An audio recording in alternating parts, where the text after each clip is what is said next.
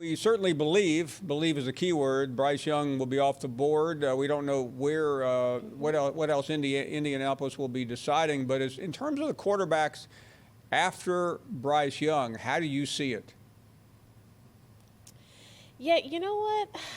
The crazy thing is, Paul, that the idea of which quarterbacks, the chaos that I expect to see Thursday night, almost mirrors the chaos that has sort of been here in Indy. Like, this is a team that literally the last few years it's been chaotic at quarterback, and we don't know how Thursday will shake out. But I can tell you they like the top four quarterbacks that we've been talking about: the Bryce Young, C.J. Stroud, Anthony Richardson, Will Levis. But one thing to keep in mind that I've heard a little bit is this draft isn't just about four quarterbacks. There are others beyond that, and that's a point that's been hammered home as well. But when you look at Bryce Young, obviously he's described as a kid with magic. So, okay, you think he's at one. But the other quarterbacks, they like them. They like them all, but they all have holes, and that's what's so interesting. Right now, I don't even think the Colts know exactly who they're going to take because it all depends on what the Texans do. That's a team that needs a quarterback, but will they take one? Could they wait till later to take a quarterback? So I think the Colts have to see how the board shakes out, but C.J. Stroud, they're high on him. Will Levis, Anthony Richardson, they all have tremendous skill sets that could actually help this team. And there's also been a lot of speculation about Hendon Hooker getting in there. We talked to him the other day, and he alluded to that. And I realize you're reporting on it, but you certainly are someone with strong opinions about this type of situation. So how will anyone differentiate? Because you have Anthony Richardson, who's an athletic freak. The other ones all have their prowess. So if you, I don't want to make you have to sit there, but you're there anyway. So who would you take? Who would I take? I would take C.J. Stroud. But why it's so hard. But let's say the draft happens Thursday and they take Anthony Richardson. I also love that pick too.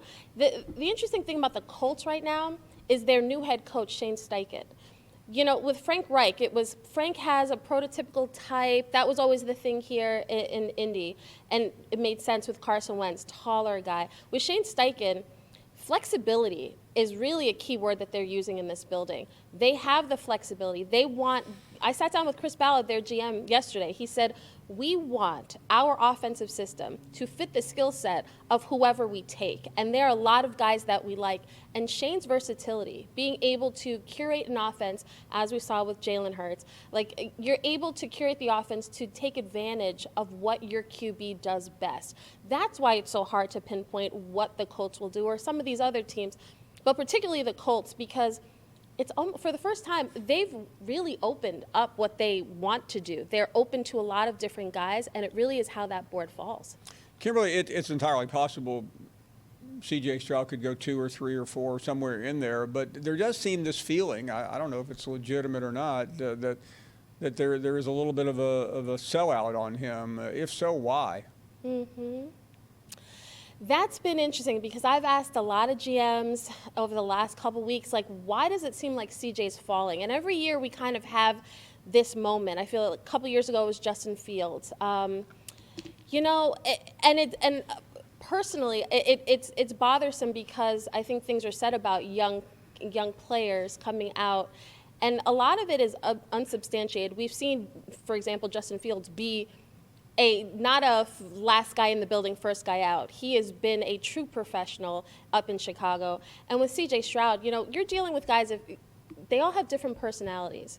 You have to understand how these prospects move. Some of them don't trust people. They're not trusting at first. You've got to get to know these guys, and these are extremely stressful situations that they're all in. But for C.J., everybody I've talked to has said, I don't care what the tests say. When I turn on the film, when I turn on the tape and I watch him play, he can process just fine.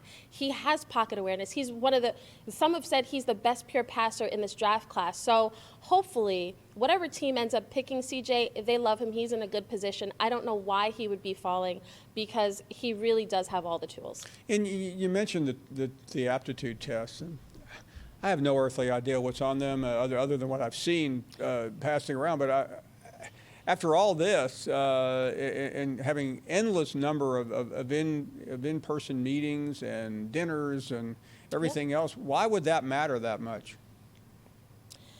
Well, here's why the draft is so difficult to figure out and project what each team will do, because it's not always about who's the best player. The best player doesn't always get picked at that particular spot. Every team evaluates guys differently. They have certain benchmarks. Some teams will think, oh, I actually like that quarterback, but we just paid our quarterback a lot last year, so we shouldn't go get a quarterback.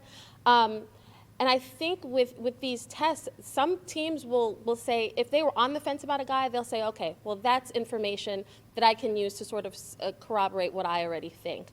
But I have seen guys in the NFL who have scored well on tests, and they do dumb things in actual football games. That's the reality. And that's why it's a guess.